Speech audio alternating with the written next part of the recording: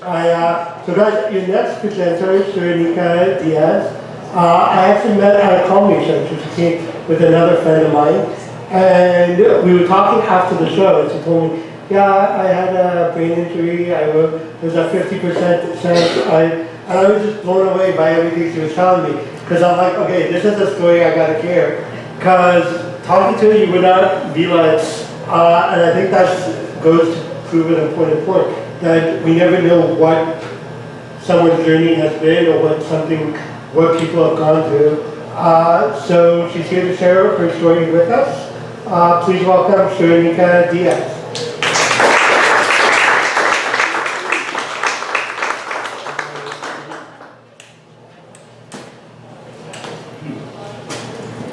So it only takes a second, a minute, a moment for your life to be completely impacted.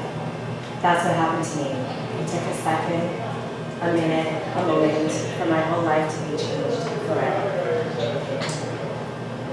Welcome everyone. Friends, guests, friends in the making. My name is Suranika Diaz, as Michael said. When Michael asked me to speak about my incident, I was feeling very reluctant. I unintentionally stalled being here for months. So mahalo for your persistence and patience in getting me up here. Because I was like, who was I to give advice or talk about this? Really. But I hope it is my sincerest intention that by sharing my story, that I either inspire, motivate, or empower you to realize that you are your own superhero and co-creator of your reality. So to help you realize a little bit about my mindset, let's go back to when I was 3 years old. And I told my mom, I want to be a Buddhist monk. So at that time, that was also the first time in experience when I had a real life obstacle, because I was told, no, you cannot be that which you want to be. Reason being, I was a girl, and there was no girl monks. So, never wanted to give up. I kept on being like, this is what I want to do. So, back to the drawing board I went, and then at 8 I decided I wanted to be a nurse, a part-time drummer, and a part-time ballerina. It sounded exceptional to me. Again, in case you don't know anything about being brought up in an Asian family, I was sat down and given a lecture on how being a nurse was setting a ceiling for myself and limiting my options. Why stop there when I could go ahead and go more and be a doctor and do more and help more? It sounded logical, so I was like, okay, sounds fine.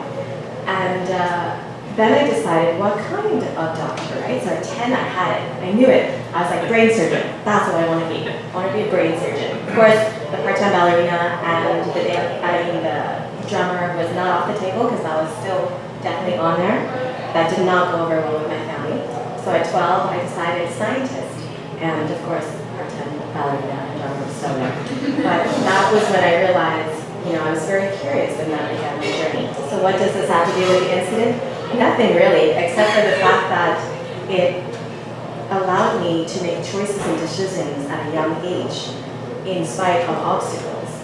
And it also allowed me to follow a path, regardless of how I got there to the final outcome, which was service and bliss. So let's fast forward or rewind to 6 years ago when I was it was actually 2 sleeps from New Year's Eve, and I was at a hockey game with a friend at the local stadium we have here. I was in the nosebleed sections, 300, and having a small stature and not really being a little claustrophobic, I don't like crowds, large crowds, so I wanted to wait till everyone left. So, in case you're wondering, the sounds were played and we won, so they were doing it pretty loud, yeah. And so I'm clapping here, and as I'm clapping, unfortunately, a drunk person in the row behind me, quite inebriated, fell on me, and I went flying down 3 rows. I did a superwoman dive. It's not the hero way you want to go, but yeah, and I landed on the back of the seat at the back of my jaw. My brain hit the back of my skull. I dislocated my jaw, my top 2 ribs, my hips, my knee, my ankle. And this whole thing, I remember thinking, put your arm down and stop falling after I did my job. I literally thought I lost all my teeth. It felt like everything jumped out of my mouth, and I remember out of everything thinking, my teeth! Like, oh my god, like how am I gonna chew? I love food, and I was like, this was a tragedy. So, but I felt it go all the way up and felt like every single tooth and every single nerve or whatever. I don't even know how to describe what it is I felt. It was just, I felt it. And it was painful. And I put my hand down. I remember thinking, put your hand down, stop falling. I dislocated this whole section. I just popped it back in last year, so that's 5 years out of place. Job included is out of place 5 years. My hip and my ankle, I sprained it. I sprained a lot of things versus actually breaking it, because I was actually doing jiu-jitsu. I was an instructor. I ran part-time for jiu-jitsu for kids. So that's what actually helped me. I think if I hadn't had muscle, I would have broken, I don't know how many bones.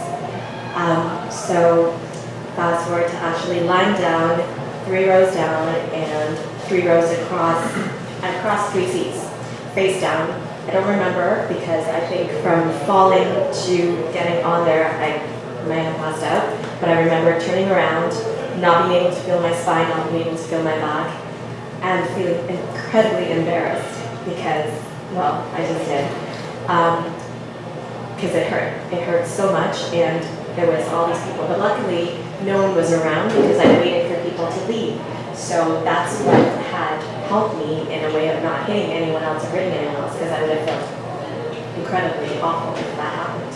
I did save the person who fell on me. They landed in my seat, and I don't think they even realized what had happened. So, fast forward, ambulance ended up coming, getting me in a back brace and everything, because I couldn't feel my spine, I couldn't feel my legs.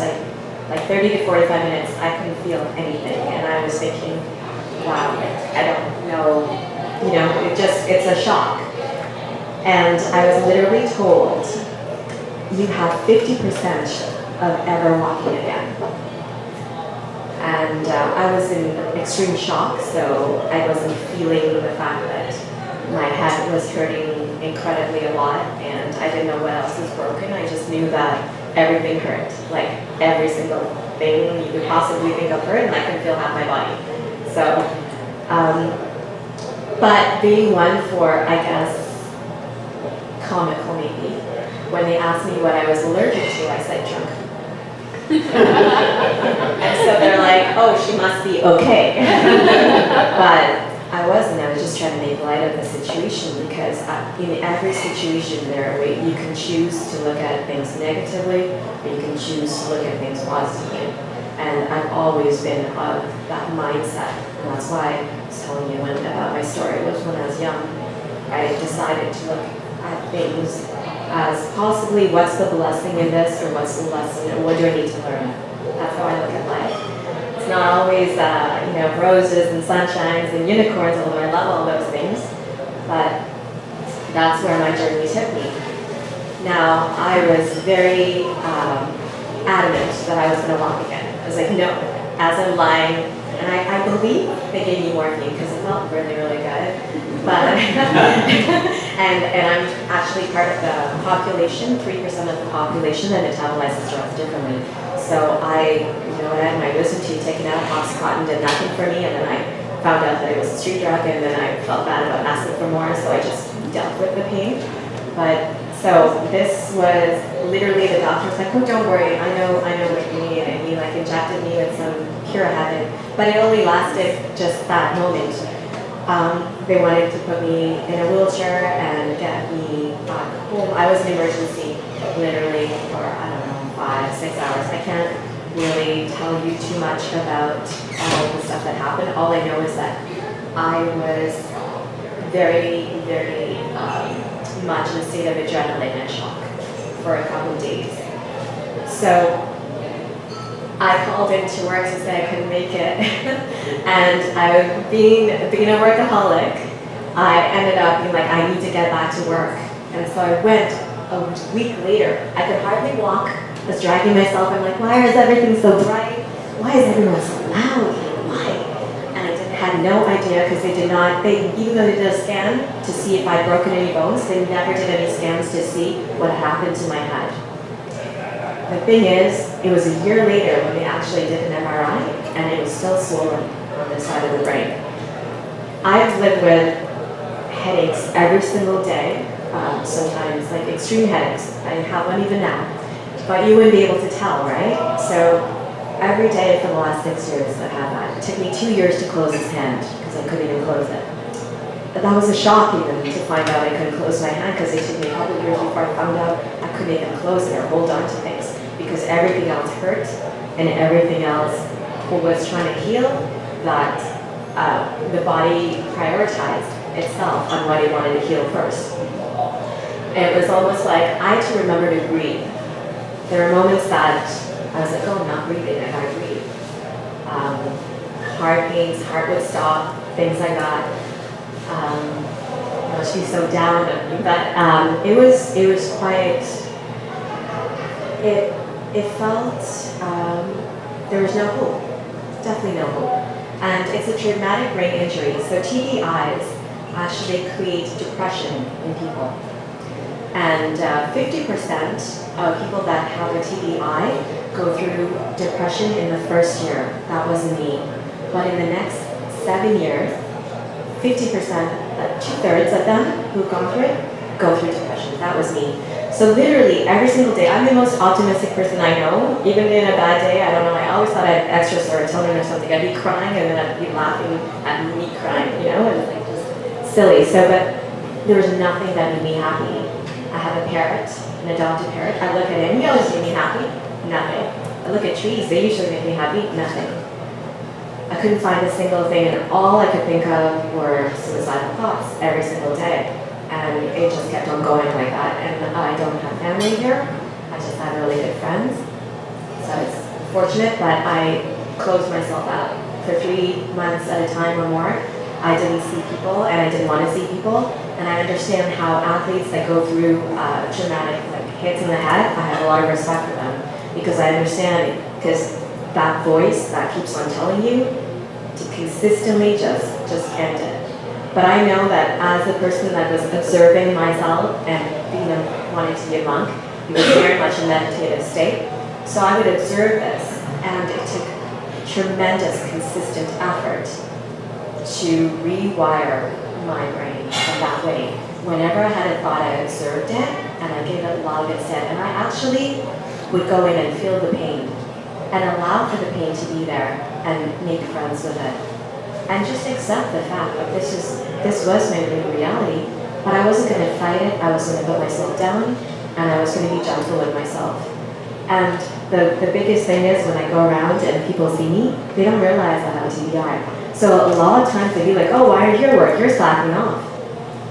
Yeah, I got so much bias, and the thing is, I don't even know what to call it, but any form of ability or non-ability, you don't have to wear it like a badge. Everyone has things that we go through, every single one of us.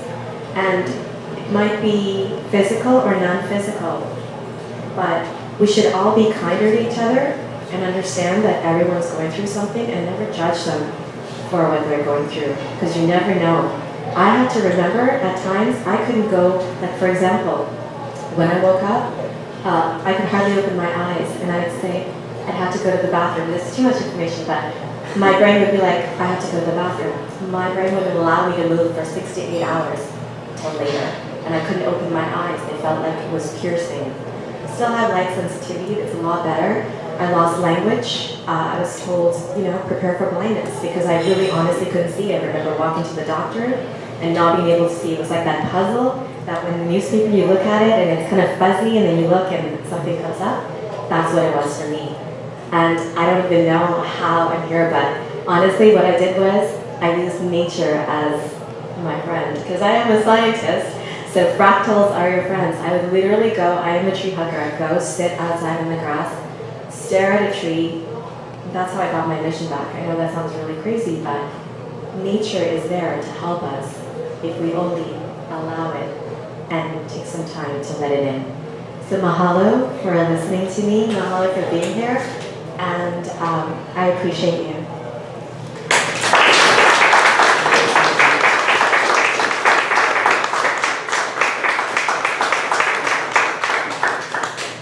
Thank you, Suranika. It's actually interesting because you were saying that people say, why if you're at work, you're being lazy. I've actually always thought I was lucky because I'm the other extreme. People are like, oh my God, you work? How do you manage to do that? And it's always interesting because I find that like the people don't realize that you never know what is happening inside someone. So thank you, Suranika, for sharing your story. Let's have another hand for Suranika.